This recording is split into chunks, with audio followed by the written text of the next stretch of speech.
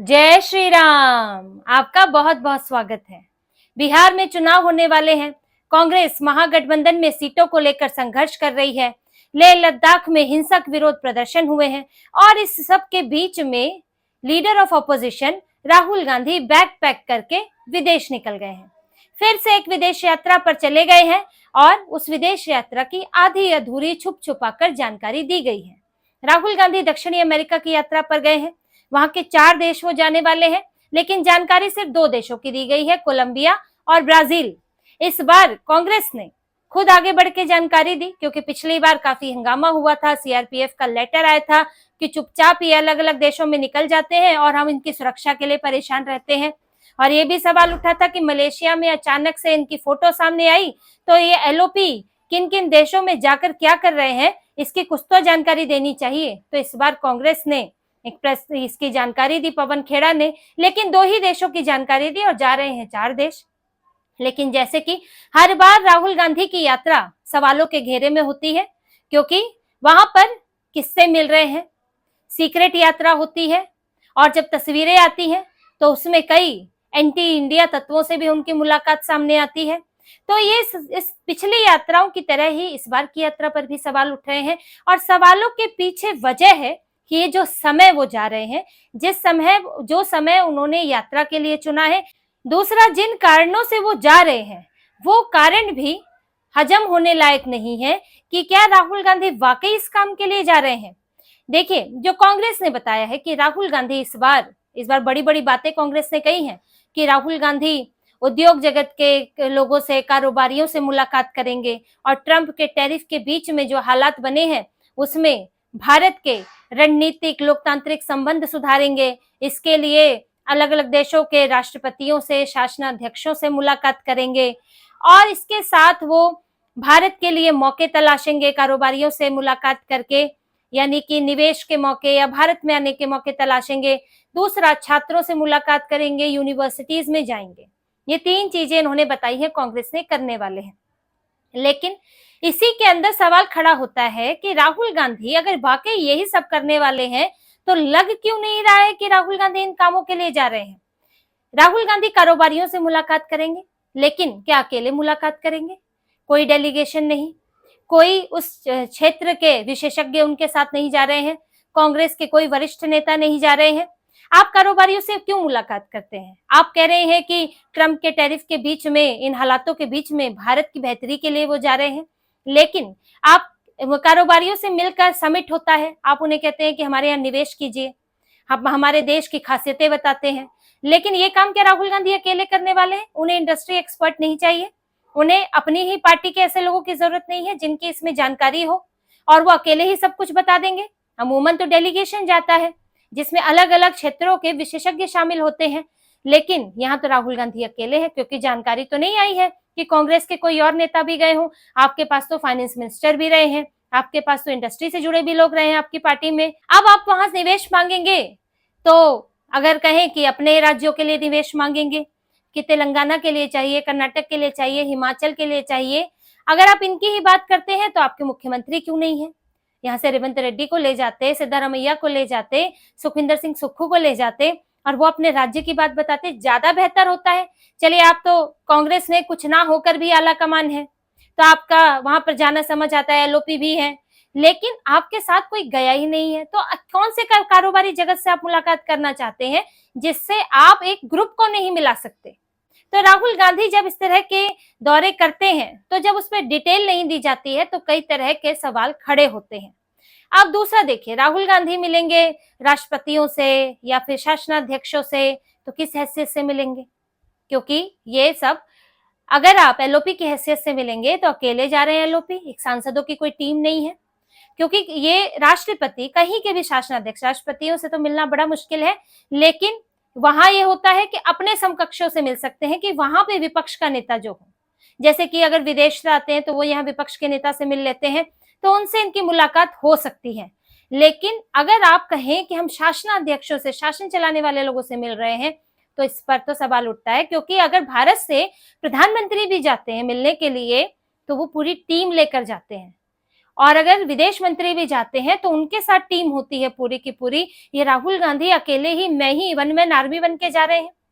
यहाँ भी सवाल उठता है, क्या कोई प्री प्लान्ड है? क्या सरकार की तरफ से कोई बोला गया वहां पर? क्या कोई अपॉइंटमेंट इनके लिए ली गई है? आखिर कैसे ये सारी बात हुई है कि आप वहां जाकर शासनाध्यक्षों से मिल रहे हैं? अब इस पर भी संदेह तो होता है, लगता ही नहीं है, क्योंकि राहुल गांधी ने आज से पहले भी नहीं किया। अमेरिका जब ये जाते हैं तो वहां कितने शासनाध्यक्षों से मिलते, किससे मिलते हैं? इल्हान उमर सांसद एंटी इंडिया बातें करती रहती हैं, कश्मीर को भारत का हिस्सा नहीं मानती हैं, उनके साथ तस्वीरें खिंचवाते हैं इल्हान उमर के साथ ये। और वहां पर किनसे मिलते हैं? पहले से ही pre plan program Sam Pitroda जो प्रोग्राम रख देते हैं, उसमें इनके ही वही पत्रकार शामिल होते हैं जो इनको चाहिए उसी तरह के सवाल पूछे जाते हैं, और वहां एक प्राइवेट प्रोग्राम में ये भाषणबाजी करके आ जाते हैं। आज तक तो अमेरिका ब्रिटेन में तो देखा नहीं है कि किसी शासनाध्यक्ष से, यहाँ तक तो छोड़ दीजिए, वहां के विपक्ष के नेता से भी मुलाकात इन्होंने नहीं की है।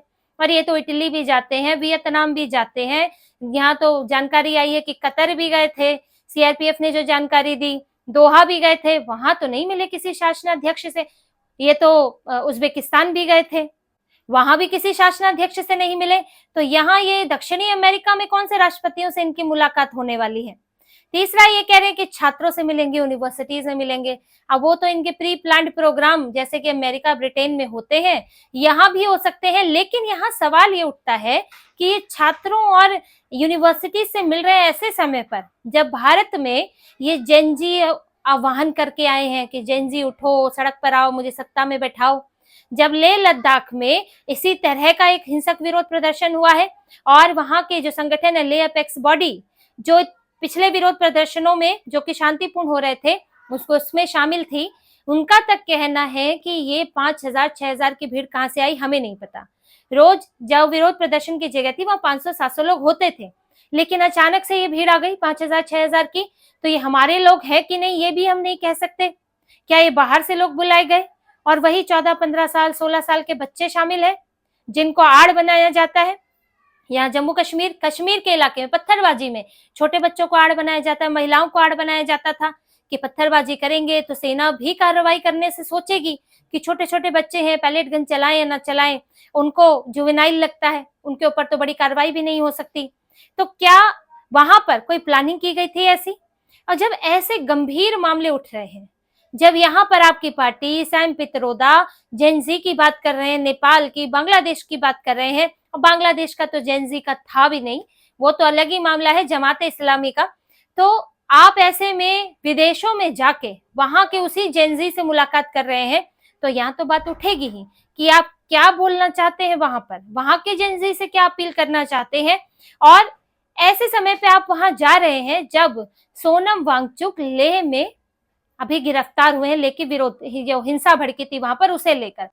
अब देखिए सोनम वांगचुक जो व्यक्ति हैं, उनके ऊपर विदेशी फंडिंग गलत तरीके से लेने का आरोप लग रहा है, उनके ऊपर पाकिस्तान के एक जासूस के संपर्क होने का आरोप है जिसकी जांच हो रही है, चीन से संपर्क का आरोप है, और जिस तरह से वो बाहर से पैसे की बात है तो ये लगता है कि वो यहाँ पर एक तरह से विदेशी ताकतों की कठपुतली की तरह इस्तेमाल हो रहे थे। वो भी धारा 370 हटने के बाद, जब लेह लद्दाख अलग यूटी बन गया जो कि 60 साल पुरानी मांग थी, और अचानक से सोनम वांगचुक पूर्ण राज्य के दर्जे की मांग करने लगे, और ये तक कहने लगे जब जम्मू कश्मीर के साथ था तो अच्छा था, जबकि वहां ये महबूबा मुफ्ती और उमर अब्दुल्ला की सरकारें क्या सौतेला व्यवहार करती थी, ये सब 370 हटने के बाद सामने आया है जब वहां के नेताओं ने ये बातें बोली हैं।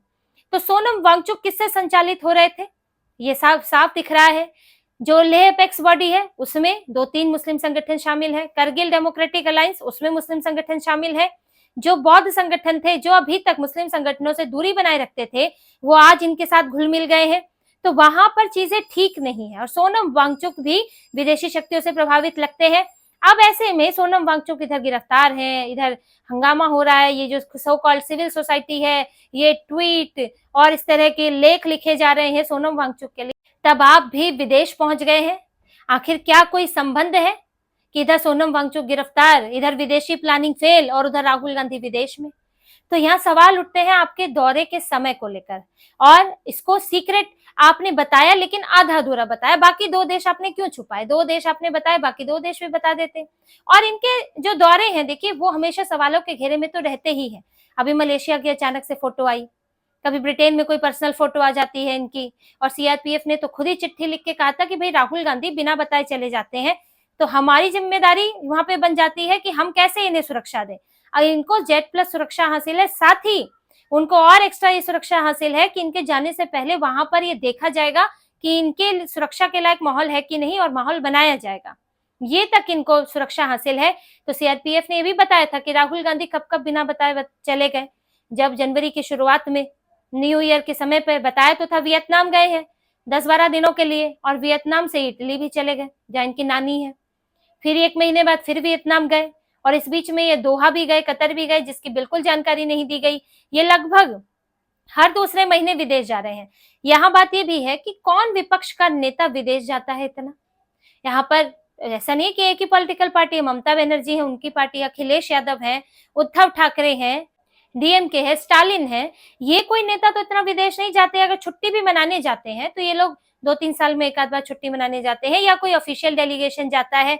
लेकिन ये राहुल गांधी ही, उनको इतनी जरूरत क्यों पड़ती है? आज से पहले तो किसी विपक्ष के नेता को इतना विदेश जाते तो नहीं देखा है। जब भाजपा भी विपक्ष में थी तो कोई नेता इतना विदेश नहीं जाता था, और ये पिछले 1-1.5 साल से ये दौरे और तेज हो गए हैं कि आप हर दूसरे महीने विदेश जा रहे हैं, कभी अमेरिका, कभी ब्रिटेन, और जो विदेशों की संख्या है वो भी बढ़ गई है।